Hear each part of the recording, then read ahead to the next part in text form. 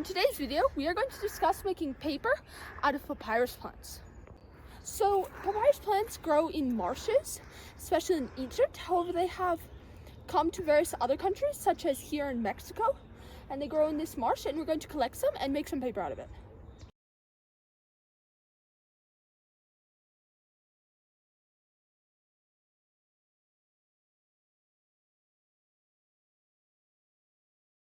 So from what we harvested, we have found this, and there's also the beautiful flower, which I've cut off, but it's used by the Egyptians for various perfumes. However, for the paper, we'll need this part. So the stem has two parts: the green outside layer, which is used for baskets and other weaving, and the inside, which is more spongy and sweet, similar to sugarcane, and it's actually eaten raw because of this. However, we'll use the inside, so we're going to cut the outside off, and the inside will be used for the paper.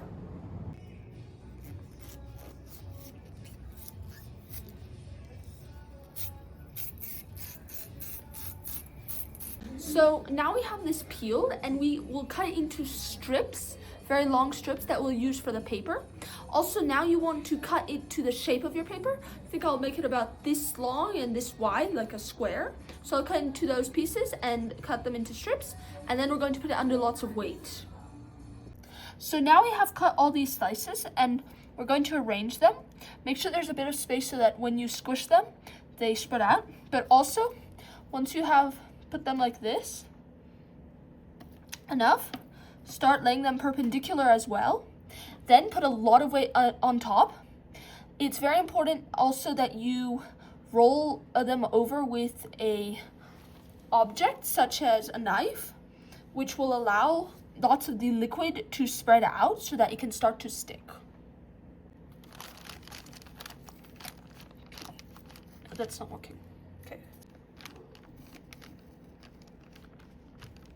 As you see, I have compressed these, and I have compressed these smaller ones I will put on top, and I will keep compressing them. However, as you see, there is not much compression going on. They're still pretty thick. So either I need to make them thinner, or choose a juicier plant, or do it quicker, because these are slightly a couple hours old, or I need just more force, which I will try a bit later and see if it improves the results. So now I have finished arranging them, and I'm going to put a heavy weight on top. However, they still are quite distinct, and I believe that to improve this experiment, one must apply much more force. So as you see, this is what has come out of one night of being under pressure, and it's not ideal, and it doesn't really stick very well. So it sticks, however, we need to try it in a more efficient manner. While the previous experiment did not work, we are going to try again with three main improvements. First, we're going to cut the slices thinner.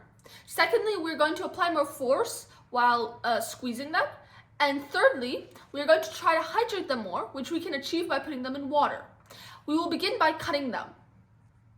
So now, once we have pieces, they're going to be longer than this, but this is an example. We're going to roll them as hard as you can, because the last one, we didn't roll them very hard, and it was very thick. This is already a thick one. And for the previous one, it was very dry. Well, first we didn't have this, so this is definitely going to improve the job. But secondly, they were dry, so I put them in some water so that they rehydrate. This could be because of the type of papyrus, because they didn't grow next to enough water, or because I left them for a long time to sit. So for each slice, we're going to press it really hard until the sugar water starts coming out. And we're going to do this until we have a couple, and then we'll start weaving them. So I have flattened these, and it's very labor intensive, and I had to cut a lot of them to become even thinner. So for example, this is approximately the thickest that I have, and I have added them into water even more, and the water even turned a pinkish color. So now for the weaving, once you do this, you go like this, and like this, then like this, continue till you get to the end of the square. And that's one way to distinguish real papyrus paper from pretend papyrus paper, is that real papyrus paper has both ways weaving, and pretend only has in one direction. So as I mentioned, this crisscrossing allows you to tell real papyrus from fake papyrus paper.